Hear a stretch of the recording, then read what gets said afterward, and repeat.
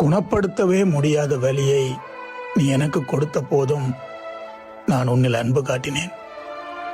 ஆனால் ஏற்றுக்கொள்ளவே முடியாததை நீ செயல்படுத்தும் போது நான் உடைந்து போனேன். நீ என்னை எத்தனை தடவைகள் காயப்படுத்தினா என்பதை நான் கணக்கு வைக்காத அளவுக்கு நீ என்னை வேதனைப்படுத்தும் போதெல்லாம் நான் நொறுங்கி போனேன்.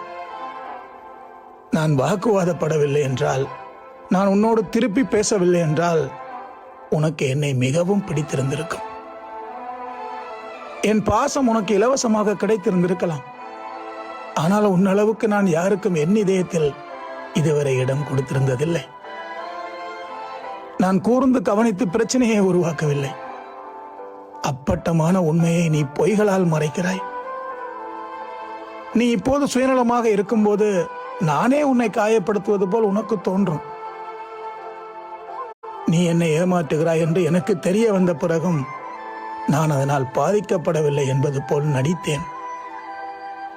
நீ என்னை இப்போது கண்ணீரோடு பார்த்தால் உள்ளுக்குள் சந்தோஷப்படுவாய் என்று எனக்கு தெரியும். ஆனால் நீ தந்த வலியை நான் புன்னகையோடு ஏற்றுக்கொள்கிறேன். இதுதான் நிஜம், நிரந்தரம் என்று நான் நினைத்ததை கைவிட வேண்டிய ஒரு சூழ்நிலை வரும் என்று நான் நினைத்ததே இல்லை. நான் உன்னை வெறுத்தேன் என்பதை விட நீ செய்த எல்லாவற்றாலும் நான் ஏமாற்றம் அடைந்தேன். கடைசி அத்தியாயத்தை திரும்ப திரும்ப நான் படித்து பார்க்கிறேன். இந்த முடிவுக்கான துப்பு ஆரம்ப பக்கங்களிலே இருந்திருக்கிறது.